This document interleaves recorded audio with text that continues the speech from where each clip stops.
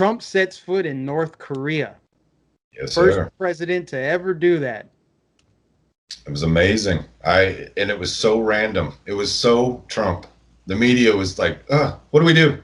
How do we, they had no idea. He throws out a tweet. Hey, I'm in the neighborhood. Care if I stop by, say hi?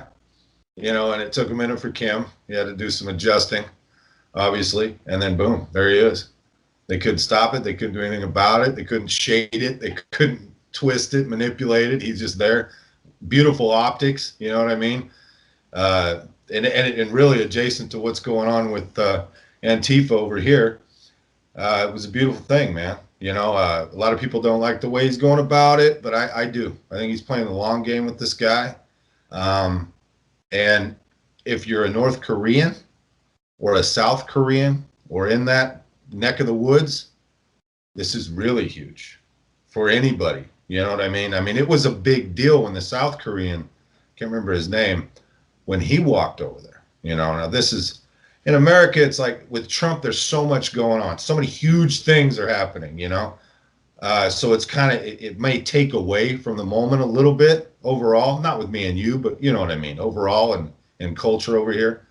But that was huge. It was huge. I'm actually kind of fascinated by North Korea in general. I have been for a few years. And so, yeah, that was a big deal to me. I stayed up late and I mean, it was like 3 a.m. or something, at least my time when this was going down. It was really fascinating. So I saw that he tweeted, it'd be nice to shake Kim Jong-un's hand. I'm like, that's interesting. I wonder if it's actually going to happen. Then I wake up the next day and I see that he crossed over to the North Korean side. And I'm like, the way he did it, I'm like, this dude is a badass. Like, we're never going to see a president like this again because everything about it is so unorthodox and just so left field. Nobody knows what he's going to do next, but it always seems to work out, and I don't care what anybody says about, oh, we should have gone about it this way. Like, why is he planning all these interactions with foreign leaders over Twitter and stuff? I'm like, who cares? Some people call it a photo op. I'm like, this is diplomatic relations.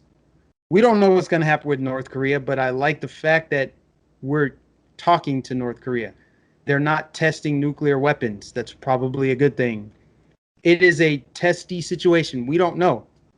And he's already done so much more than the previous 3-4 presidents, kicking the can down the road, doing nothing. Like, oh, you'll never get through to North Korea. But that is anybody really surprised? Are you surprised at the media's response? They just find a way to spin it when in reality, if it were Barack Obama, they would be calling for the Nobel Peace Prize. Obama got the Nobel Peace Prize for a whole lot less. As far as I'm concerned, that means nothing anymore. The Nobel Peace Prize is blah. But he got that award for nothing. mhm. Trump should get it just on the fact that he's already met with Kim Jong-un 3 times, stopped him from testing nuclear weapons, brought peace to the Korean Peninsula. This is good for the world. You would think that anybody operating in sanity would say, you know what, I don't like Donald Trump. I don't like his rhetoric or whatever. I don't like some of his policies, but this is a good thing.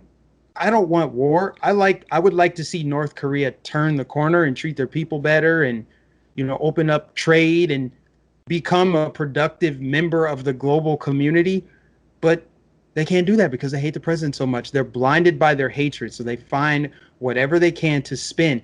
It's so crazy. I said a few months ago, like, if Donald Trump cured cancer, they would come out and say, well, what about AIDS? He didn't cure cancer 6 months ago. It's insanity. I've never seen anything like this in my life.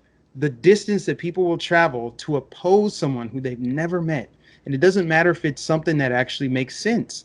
Donald Trump could say, drinking water is good if you're dehydrated. They'd be like, don't tell me what to do with my body. It's the craziest stuff, man. Don't tell me what to Even do with when my it makes body. sense. Even when it makes sense.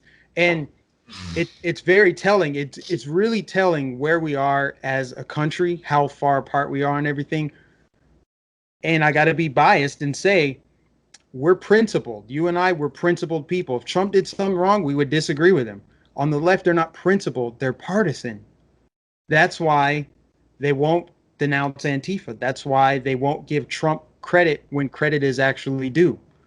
because they care more about their side getting a win. It's like, well, my side didn't do it. It's And the other side. It's a team sport. Politics has become a team sport. this is where I have to kind of tiptoe on these topics because you know me, I'll take off with it. They're lazy. They're lazy. They don't want to deal with North Korea. Think about how it was before Trump got elected with North Korea. All right, let's not even go into the people are eating grass, boiled grass. I mean, there's so much going on in North Korea in the background that's just pure disgusting. These people don't live in the same world we live in. They have no idea what's going on in the modern world, right? I mean, there's still concentration camps over there. They've got labor camps up in Russia. That place is insane. They don't want to touch that, just like they don't want to really talk about China. Did you notice the other night in the debates at the end, what's the world's number one, or what's America's number one threat? And pretty much everybody said China at one of the debates, whichever one of the two clown shows we had going on last week. They don't want to deal with any of this stuff. And so when Trump comes in, they say, oh, well, we've got to do exactly what failed the last 6 administrations. That's what we have to do, Trump. You can't tweet this guy. You can't show him try to paint a picture of what it would be like to be a leader in a modern, economy and have all the luxuries for you and your people, or at least for your upper class. You know what I mean? He's trying to just give him a taste of what it's like to be famous, but not a nemesis. You know what I mean? Not the evil leader. And they can't stand it. The more it works, the madder they get, right? I mean, basically is how I look at it. They get, the more frustrated they are, the better he's doing. Yeah, it's Right.